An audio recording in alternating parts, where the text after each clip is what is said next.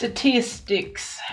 Yeah, so statistics is one of those topics that very few people like. And when I say very few people, I mean I'm not one of them.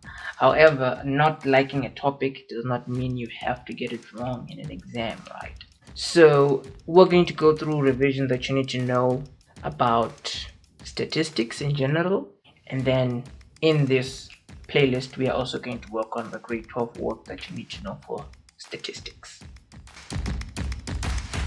So to start off, we are going to look at the very basics of stats.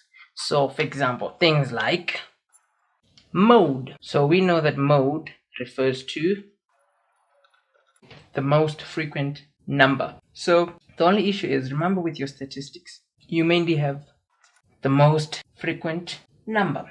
Now remember with statistics, you will always deal with grouped data and non-grouped data. So when we think of this definition of mode, we will be referring to data that is not grouped. So data that is not grouped refers to things like single values in a statistics question. So the reason I'm pointing this out is when you have grouped data, we will have what we refer to as a modal class, as in the class that has the highest frequency, or rather the interval that has the highest frequency. So if you had like a table like this, we know that with the situation like this one, we will have a modal class, as in the class that has the highest frequency. So when we think of mode, it is basically the most frequent number if you're dealing with ungrouped data. However, when we think of a modal class, we will be referring to the interval with the highest frequency. So that's for mode. The next common word in stats is obviously mean. Now your mean will always be the sum of all your values divided by how many numbers you added up together. So that's for mean.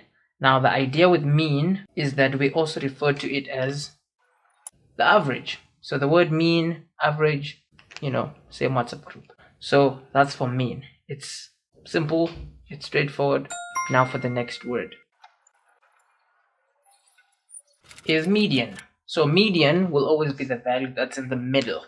It will be the value that is in the middle if you have an odd number of values. What I mean is, if we had a set of data that has, in our case, there are 5 numbers. Now this is an odd number of values. You see, we have 5 values in there, and 5 is an odd number. So when you're dealing with an odd number of values, the number that's in the middle, that's your median. So in our case here, our median is a 4. However, if you were dealing with data that has an even number of values, say for example you had data that was set out in this manner, we have 6 values here. Now this is an even number of values. So if you were to get your median in this situation or in this scenario, you were just going to add the 3 and the 2 and then divide them by 2 to get your median. So your median in that case would be 2.5.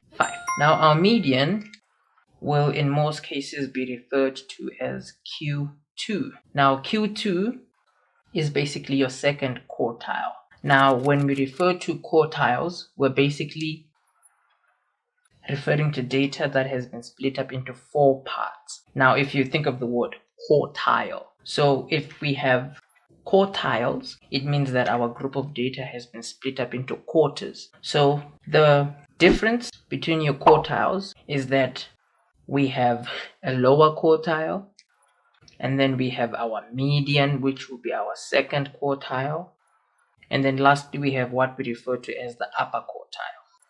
So now the idea with your quartiles is these each have formulas. Now the formulas for your quartiles basically give you the position of where certain numbers are occurring. So what I mean is, for you to get the value that is in the first quartile, or the value of Q1 rather, all you need to do is to take the number of values that you have, add 1 and then divide by 4. This will give you the position of Q1 in your data. Same for Q2 and same for Q3. There are formulas. For Q2, for example, the position of where Q2 is, it's just 2 multiplied by n plus 1 over 4. And remember, n refers to how many pieces of data that we have. Q3 is just 3 n plus 1 in brackets over 4. And then again, all these just give you the position of where Q1, Q2, and Q3 is. So what that means is, with our data there, this rough piece of data there, if we had to work out what Q3 is, we would use this formula in this manner. We would throw there 6 where n is, and then here we have 6 plus 1, which is a 7. 7 times 3, which is 21, over 4. That's going to give you the number 5.25. Now, 5.25 is basically the position in our data where Q3 is. Now, if we check here, 1, 2, 3, 4, 5 digits. So for us to find out what Q3 is, all we need to do is, firstly, we know that Q3 is in position number 5. However, 5.25 tells us that it is somewhere between the 5th position and the 6th position. Now, all you need to do is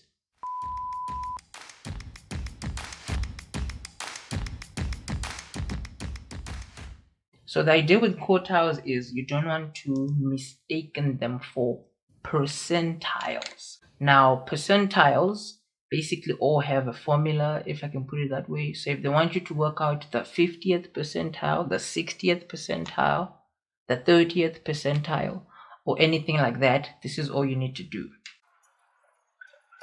Whatever question on percentiles that they ask, if they say what is the 70th percentile, all you'll do is throw 70 where x is, and then this here is going to give you the position of the 70th percentile, of which, just like what we did here, you would throw in the value 70 where x is, and then you will get the position of the 70th percentile.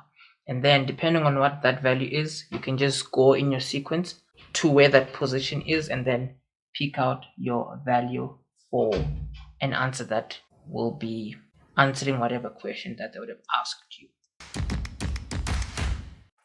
So the next definition that you need to know is range. So again, the odd thing about statistics is that there's a lot of definitions and stuff like that which are directly linked to the kinds of questions that they will ask. So whatever range you will have, you will be able to determine that by taking the highest number in your data and then subtracting the lowest value in your data. That will give you your range.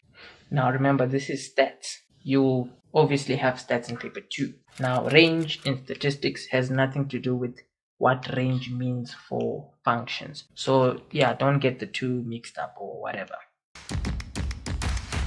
So the next word, or the next phrase rather, is interquartile range. Now your interquartile range also has a formula. It will always be whatever Q3 is subtracting whatever Q1 is. And remember, we said the formulas for Q3 and for Q1, those give you the position of Q1 and Q3. In your data, you will then need to go to those positions and pick out a value that will be Q1 and a value that will be Q3. Those are the values that you use in this formula. In this formula, you don't use the positions of Q3 and Q1. No, you use the actual values in those positions.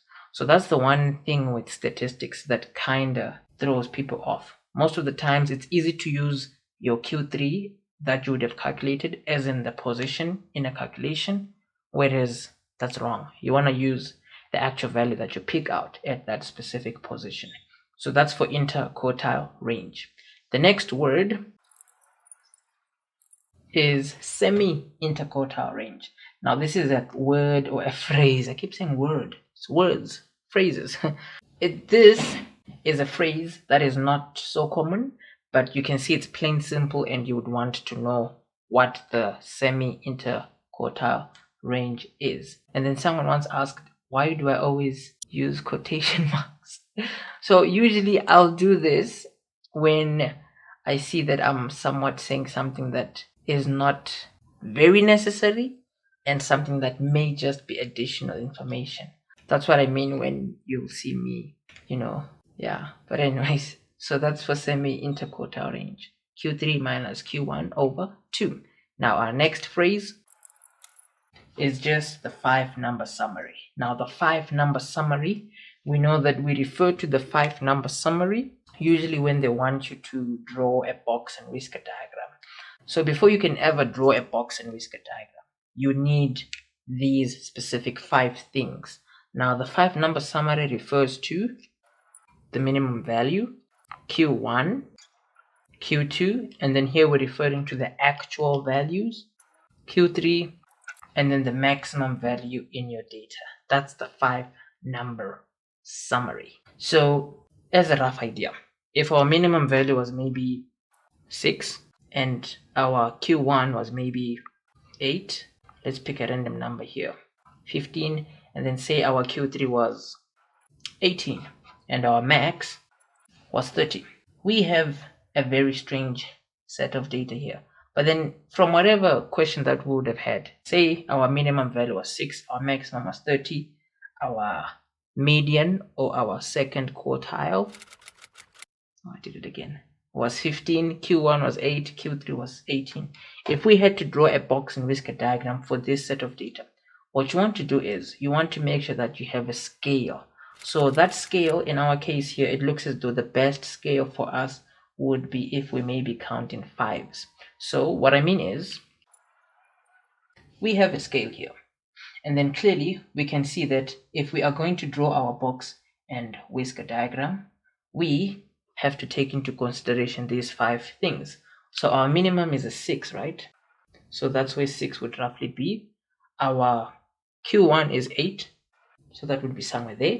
Q2 is 15, Q3 is 18, and then we're seeing that our max is all the way there, 30. There we go. So with this kind of data, your box and whisker diagram will look something like this, where we can clearly see that our minimum is 6, our Q1, Q2, Q3 is these values, and then our maximum there is 30. So that's what the 5-number summary refers to.